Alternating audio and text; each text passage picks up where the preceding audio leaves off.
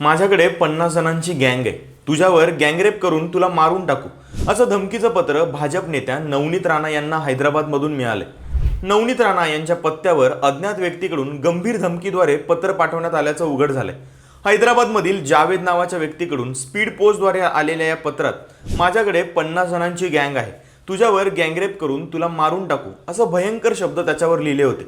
धमकीपूर्ण मजकूर आल्याच्या तक्रारीवरून राजापेठ पोलीस ठाण्यात गुन्हा नोंदवण्यात आला असून त्याच्यावर तपास सुरू आहे. पोलिसांनी सांगितलं की सध्या तरी पत्रावरचा पत्ता आणि पोस्टमार्क तपासला जातोय. स्पीड पोस्टच्या माध्यमातून आलेल्या या पत्रावर पोस्टल ट्रेसिंग, पोस्ट मास्टरच्या नोंदणी आणि संबंधित पोस्ट ऑफिसच्या सीसीटीव्हीच्या माध्यमातून पाठवणाऱ्याचा शोध घेतला जातोय. तसेच पत्रातील इंक, हस्ताक्षर आणि कागद यांचे फॉरेन्सिक विश्लेषण करण्यासाठी नमुने पाठवण्यात येतील, असंही पोलिसांनी सांगितलंय. या प्रकरणामुळे नवनीत राणा यांनी सुरक्षा वाढवण्याचे आणि पोलिसांसोबत पूर्ण सहकार्य करण्याचे आश्वासन दिले. नवनीत राणा यांच्यासारख्या माजी खासदारांना याआधीही धमक्यांचे पत्र आलेले होते, त्यामुळे या मुद्द्याकडे गांभीर्याने पाहिलं जातंय.